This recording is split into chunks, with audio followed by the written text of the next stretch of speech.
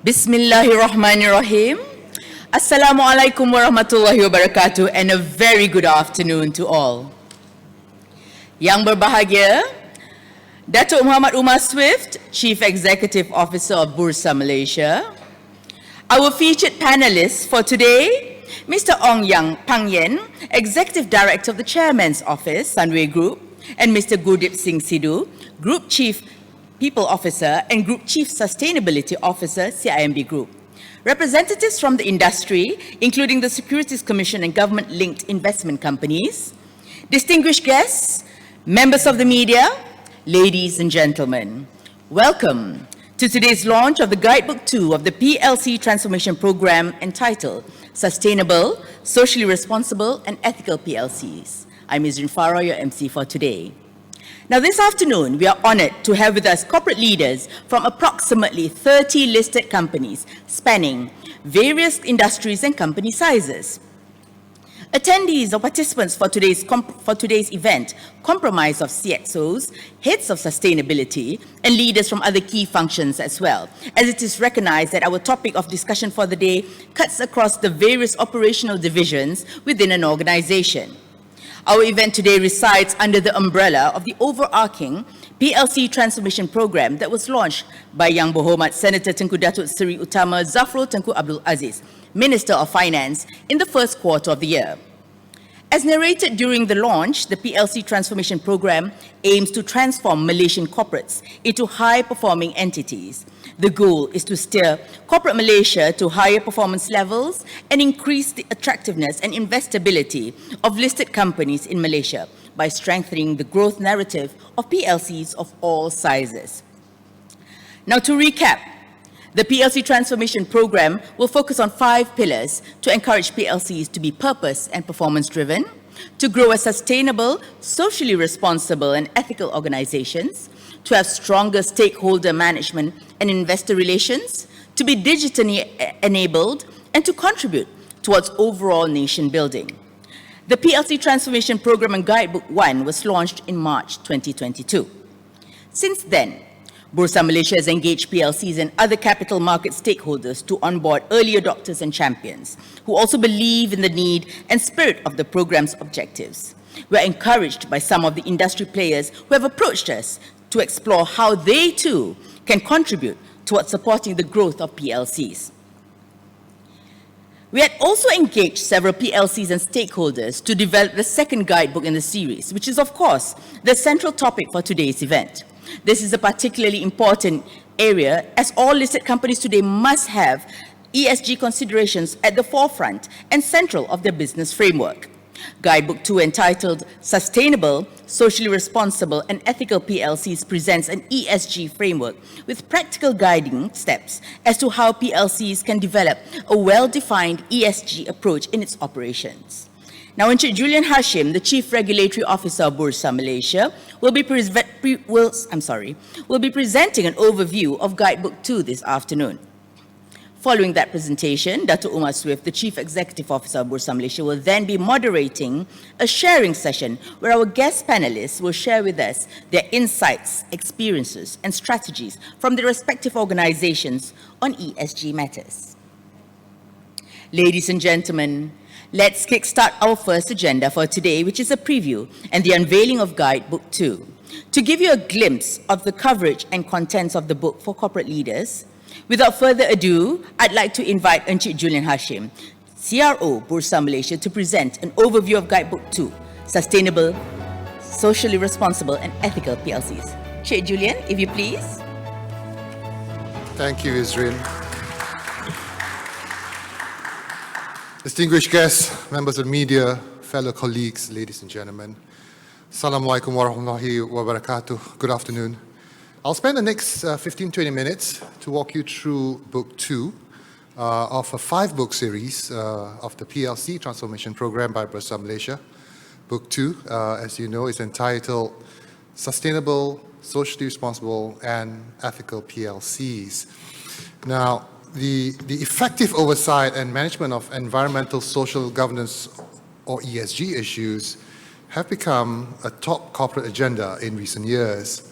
This is because companies that are strong in ESG are found to be more resilient, perform better over time, possess stronger stakeholder relationships. For instance, they typically command higher customer and employee loyalty.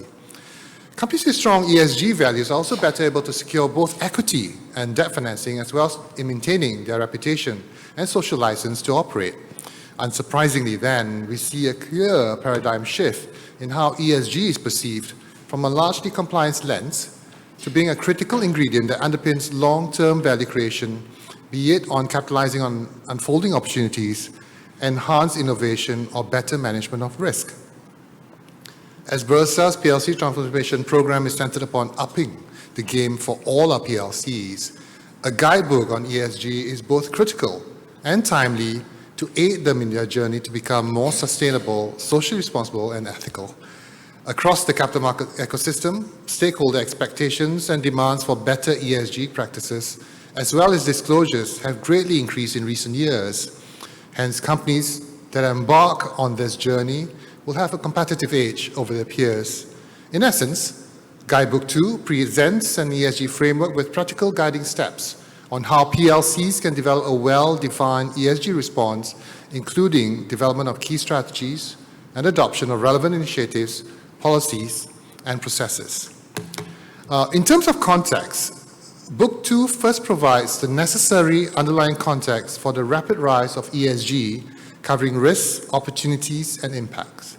It offers insights into the latest trends as well as statistics intended to build a convincing case or justifications for embracing sound ESG practices. For instance, according to the WEF, climate-related risks are regarded as the top global risks in the last 5 years. We are all painfully aware of the changes to our Malaysian weather of late. The floods, the heat, these are all indicators that climate change are already impacting our lives, livelihoods, and business. On a more positive note, we see a wealth of evidence showing links between ESG performance and a company's market valuation as well as investor sentiment. After covering the contextual or background elements, the book then details key ESG topics that have received much attention, both internationally and locally. These are at the forefront of discussions across both practitioner and policy-making circles right now. These conversations include net zero commitments, TCFD, and human rights. These ought to be the issues that companies and boards should be having with their stakeholders. Next, the guidebook delves into sustainability framework that aims to provide an illustrative structure for PLCs to formulate their respective ESG responses. The framework is made up of 6 main components, and throughout the guidebook, we offer guidance on how to address and manage each component. It is worth noting that there is no specific starting or end point. Our contention is that it is important for all companies to continuously manage and improve all aspects over time. But as an illustration, let's start at the top right segment, value creation strategy around ESG. For this component, this is about companies defining their overall ESG strategy as well as overarching ESG targets. It is also important that a robust maturity process is undertaken to identify and prioritize ESG matters that are most material to a company. Many leading companies are also positioning their brand in relation to this strategy. A company should also focus on ensuring its sustainability initiatives are aligned to its purpose and strategy.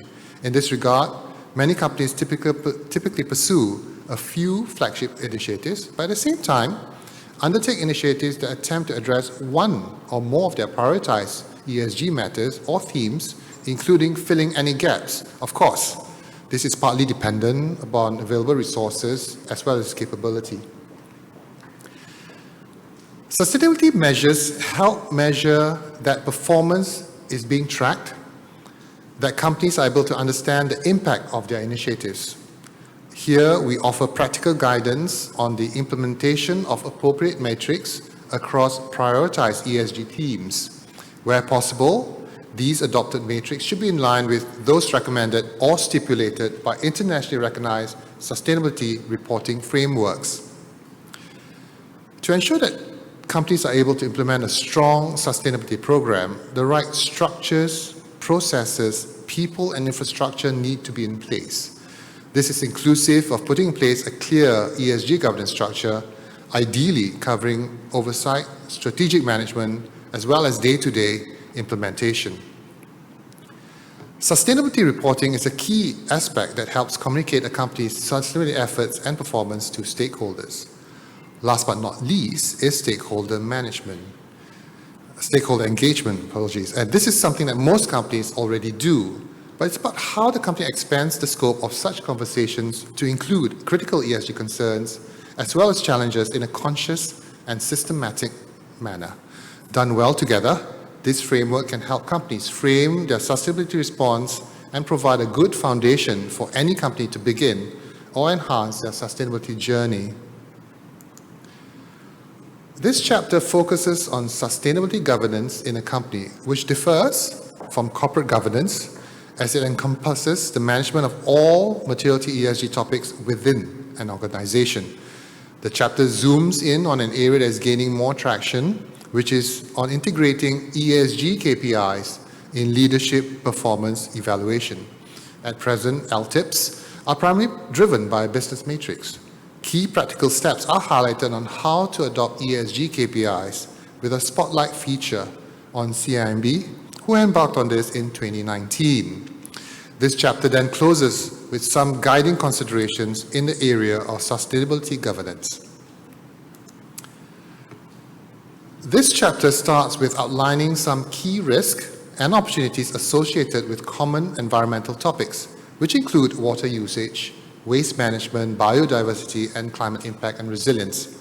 While it is critical to address the topics that are relevant to businesses, greenhouse gas emissions continue to be one of the key issues that countries and businesses are focusing their efforts due to the tangible impact it has on companies' operations. It is important for PLCs to have a robust measuring and tracking system in place in order to understand their baseline, and this can be done through key steps in developing a GHG baseline and also considering some key criteria related to Scope 3 emissions. There's also a detailed spotlight features in appendix. There's one international company, Coca-Cola, and two local ones, Sunway and Axiata, that shows a detailed account on how GHG emissions data is quantified and their roadmap towards net zero emissions. Similar to the environment chapter, this chapter outlines key risks and opportunities associated with common social topics such as health and safety, employee training and development, fair labor practices, and local communities. It is emphasized that the key to successful management of social risk lies in good engagement and communication with internal and external stakeholders. This chapter also outlines key steps in building and maintaining good labor standards, which are aligned with the International Labour Organization's indicators of forced labor.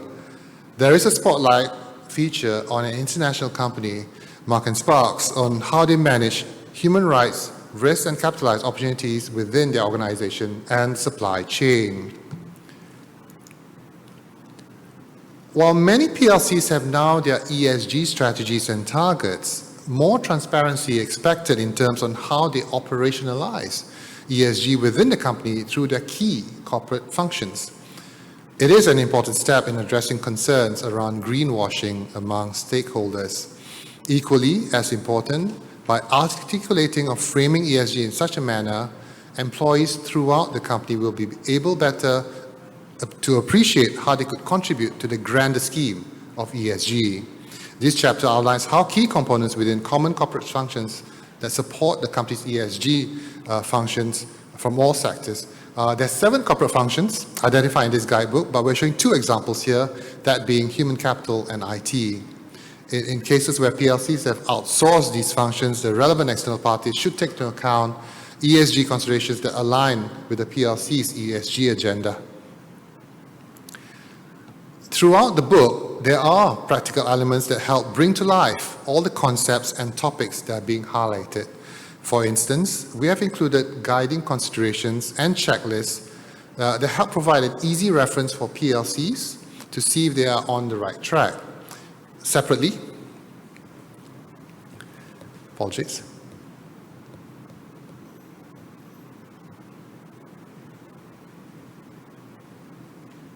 Separately, how-to sections provide deep dives into specific ESG topics.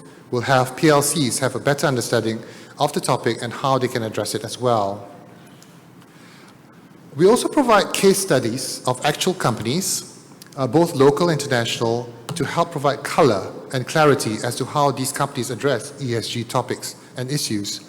As this is a digital guidebook, we also provided links within the text to various articles and websites for further reading, and provided a list of useful resources as well as glossary within the book for further ease of reference. There are also templates and step-by-step illustrations to get you started on certain practices. For example, calculating your GHG emissions.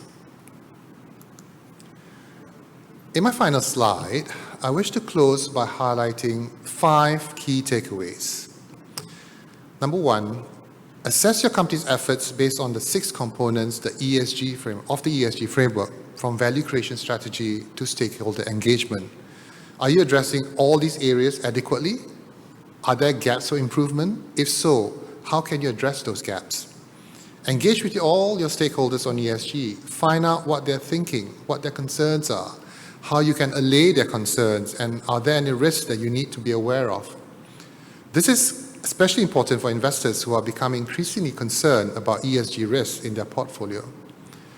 Address ESG risks in operations, set targets, implement good initiatives, measure and track your performance to ensure that risks are being addressed. To really drive ESG performance and integrate it with the bottom line, ESG KPIs should be considered for management and the board. The 5th takeaway is that ESG cannot sit with the strategy or sustainability team. It should be cascaded into the business operations, human capital, procurement, finance, risk management, IT and tech. These are all key corporate functions that can play a big role in driving a company's sustainability response. Companies that do sustainability well have integrated ESG into every part of its business. We hope that this book will be useful to all companies. For smaller companies who are still just beginning their journey, we hope this book will provide you with enough information and resources to feel confident in putting in place the necessary processes and initiatives to get things moving. It is so important to get started. For the more mature companies along their sustainability journey, we hope that you're able to gain further insight into other key areas you may not be addressing yet. There are always areas for improvement, and it is our aspiration that you find it in this book. There will be 3 other books as part of the PLC transformation program, and we hope that altogether the book will assist PLCs on their transformation journey. Thank you very much. Back to you, Yusri. Thank you, Julian, for presenting the overview of Guidebook 2. Ladies and gentlemen, the digital Guidebook 2 is now available for download on Bursa Malaysia's website. Simply click on the banner on the homepage of www.bursamalaysia.com or type PLC Transformation at the search bar, and anyone has access to this new resource. We do urge you to encourage your management teams to peruse the book and to have a reflective discussion to decide on further actions to pursue by your company to enhance your ESG approach.